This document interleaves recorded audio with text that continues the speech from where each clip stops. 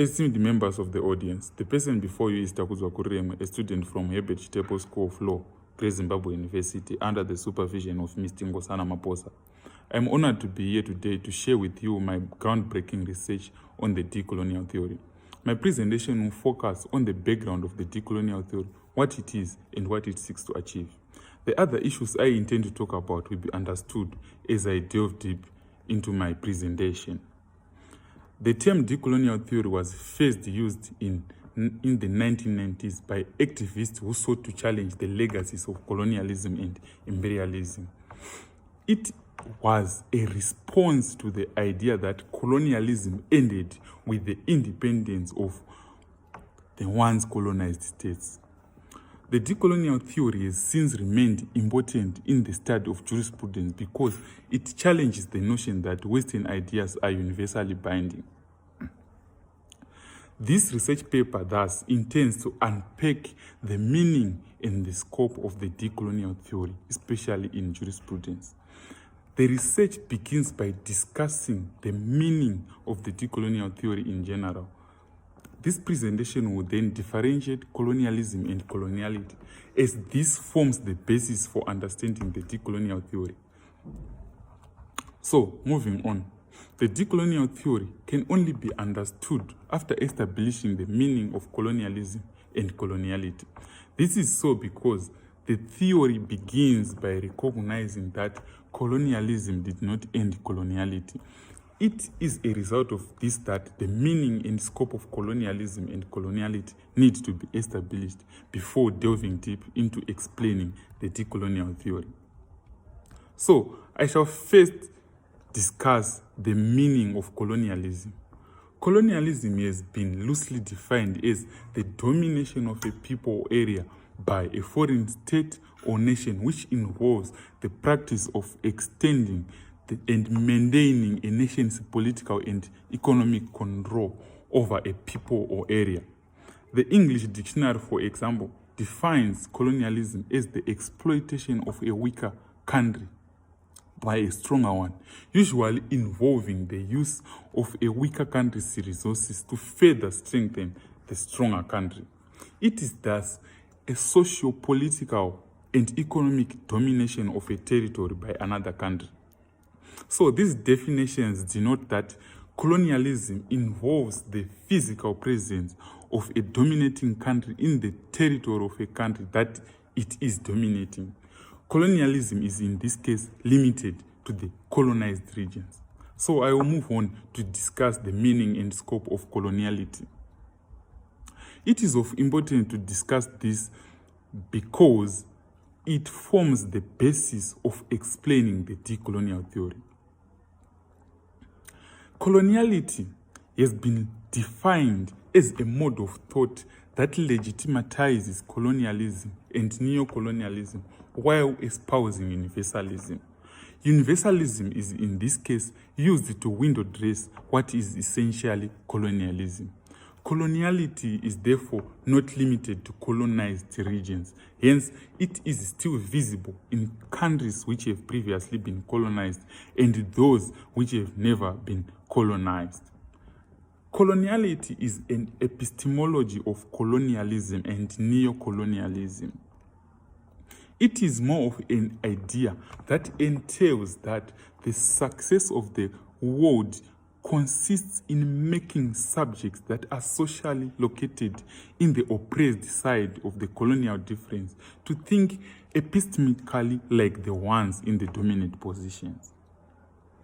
So this definition clearly pinpoints that colonialism is more of an ideology about human life and culture imposed directly or indirectly by the superior nations upon the weaker ones.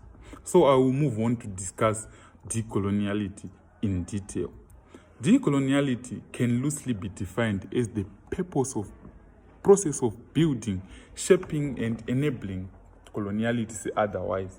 It does not basically mean the absence of coloniality, but it is a serpentine movement towards possibilities of other modes of thinking, knowing, sensing, and living that is otherwise. Decolonization entails that everyone must be decolonized. It is a condition of illumination and enlightenment upon everyone. It is an idea that everyone possesses.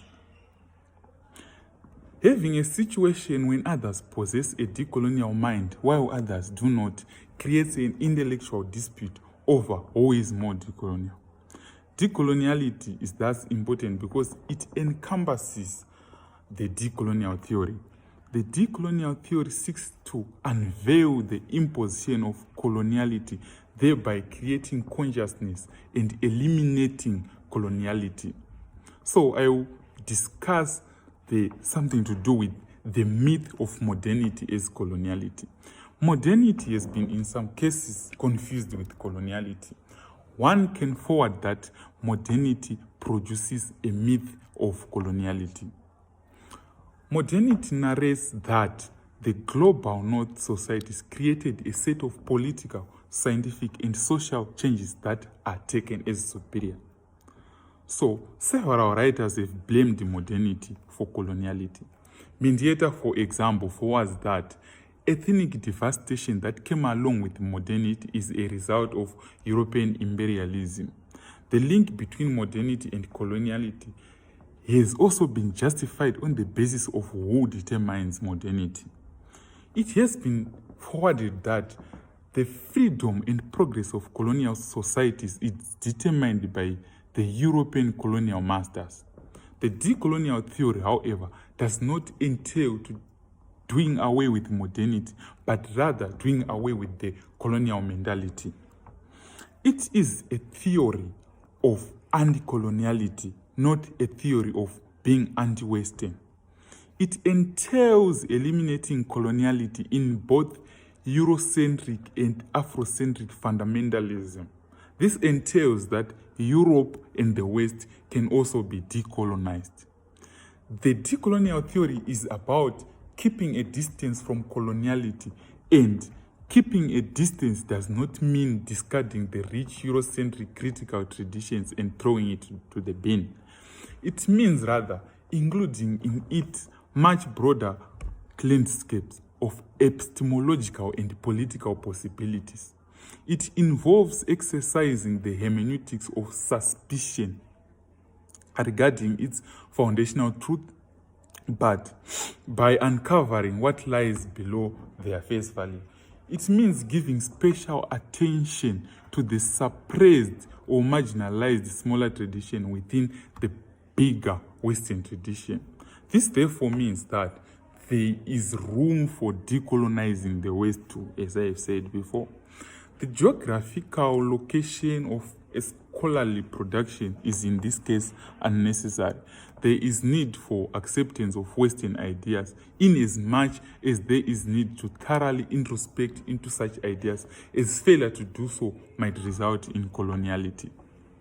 So moving on, I will discuss decolonial theory and delinking. As discussed before, the object and purpose of the decolonial theory is to open coloniality. To achieve this, delinking from Eurocentrism is essential. The concept of delinking has been defined as not accepting the options that are available to you. It is premised upon recognizing that the global system is oppressive and exploitative, and it perpetuates marginalization and power imbalances that were established during colonization.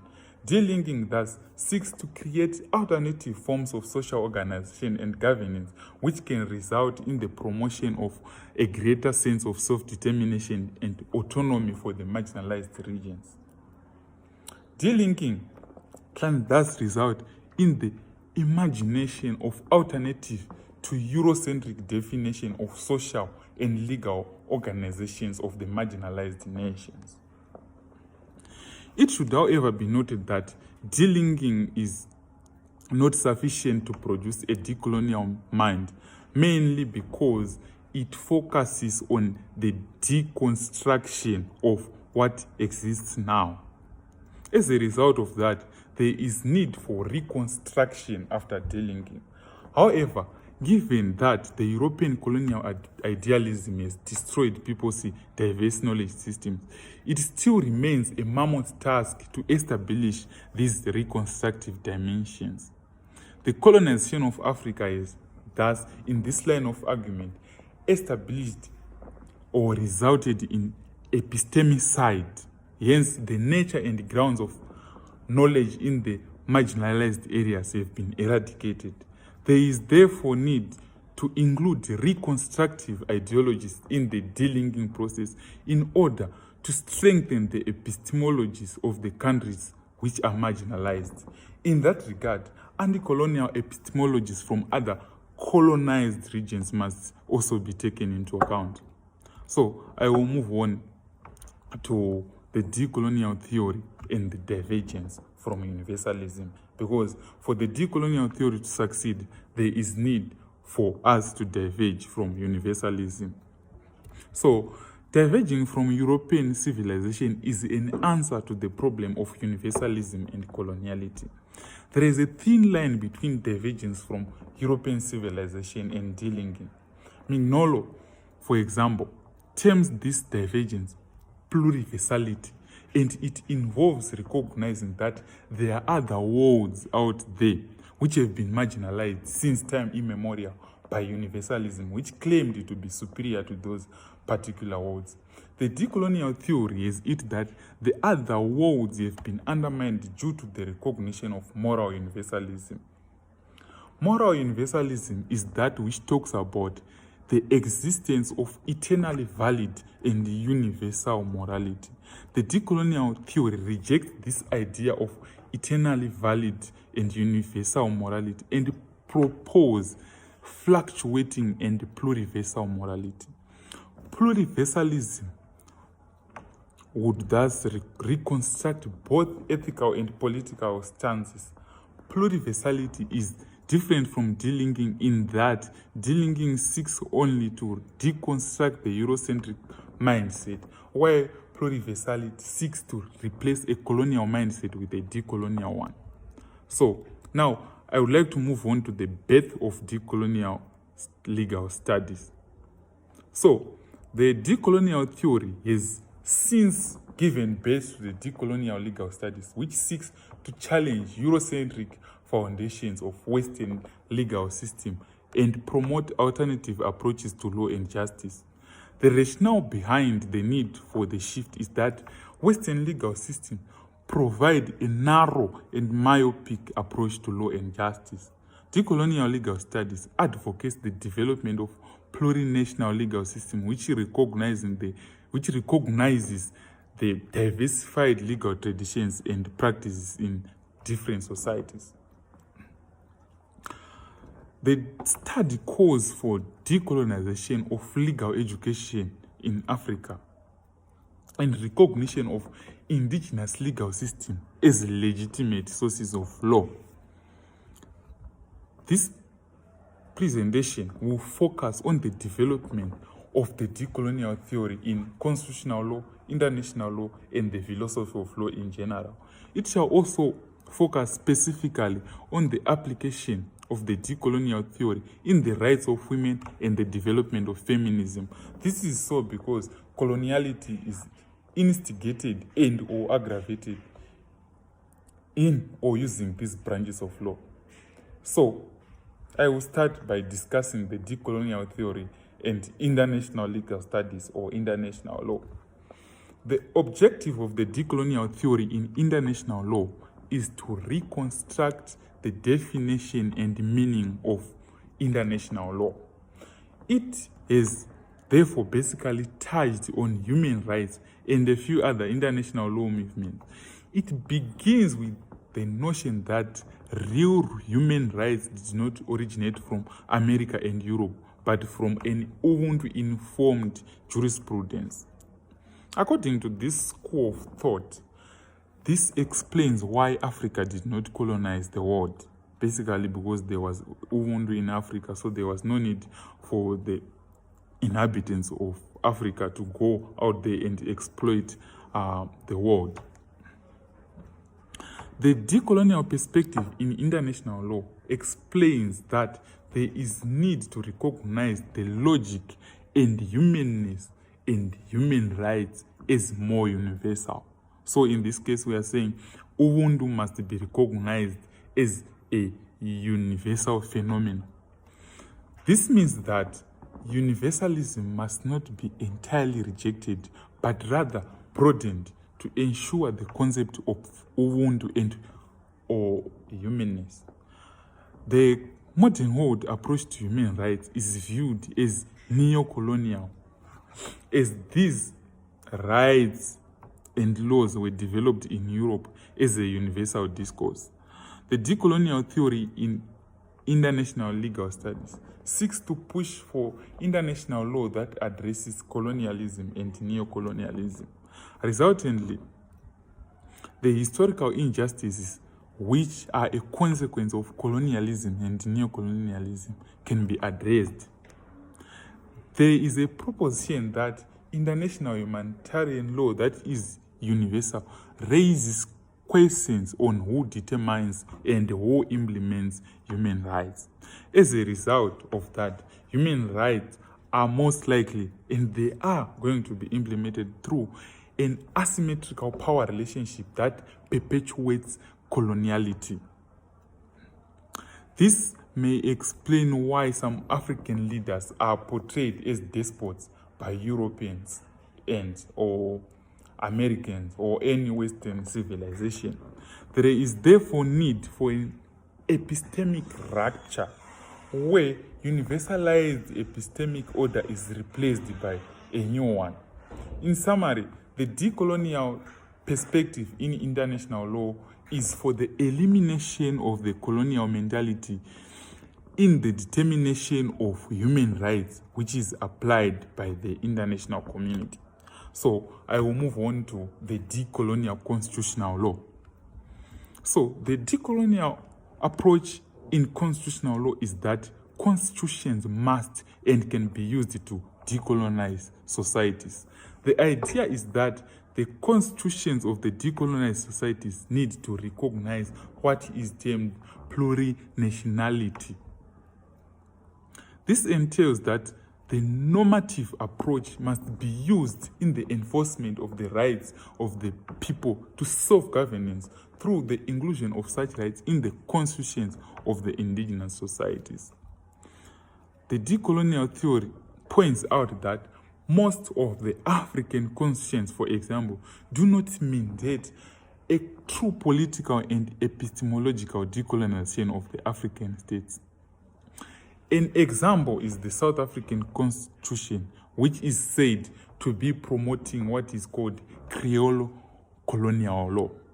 This entails that the South African Constitution is marred by Eurocentric acculturation. It is of importance to note that decolonizing the Constitution can be handicapped by several challenges.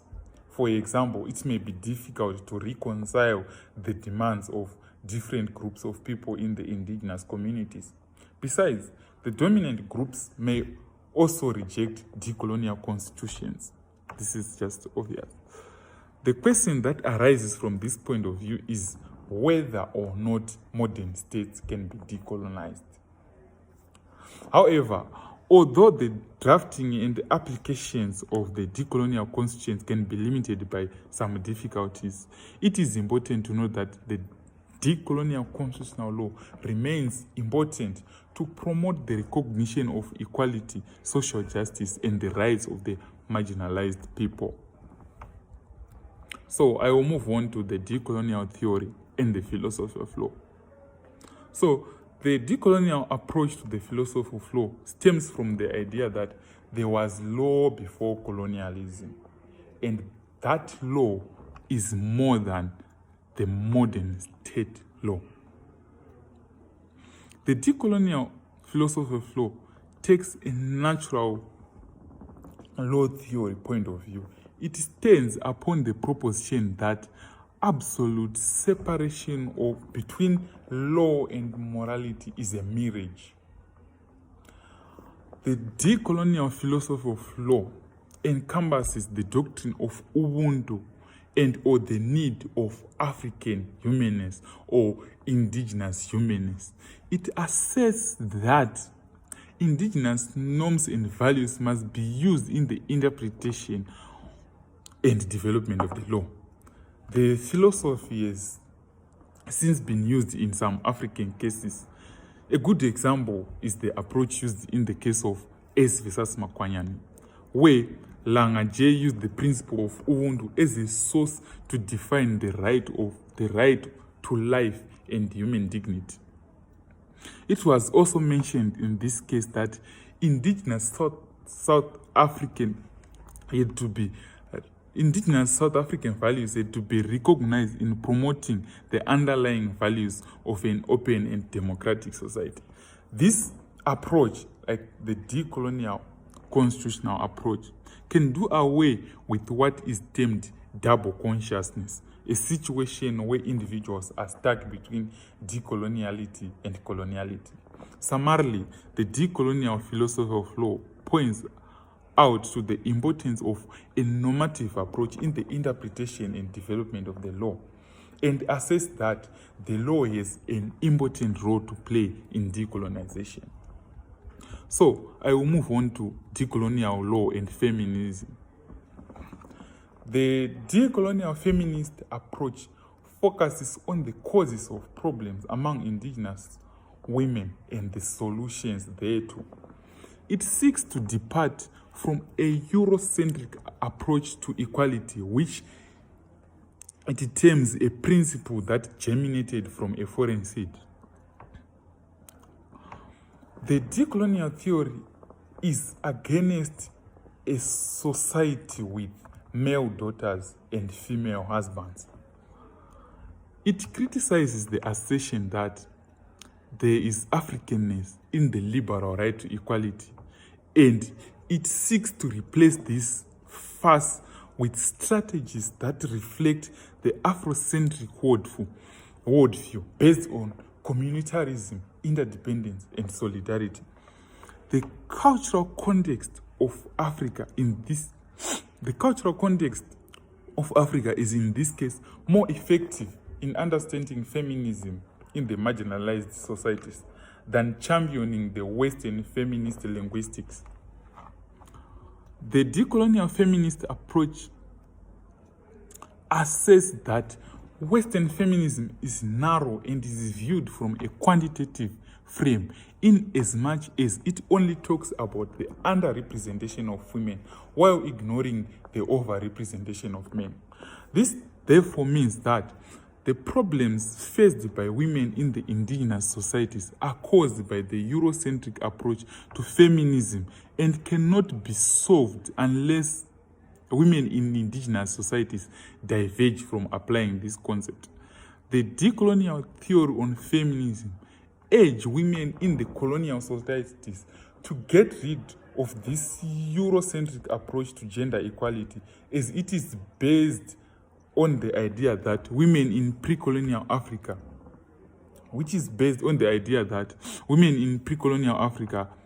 are being oppressed, which is not true or partially true. However, other Afrofeminists have argued that there is no need to throw the Eurocentered feminism into the bin, but rather transform the Eurocentric doctrines to suit the rights of women in the marginalized societies.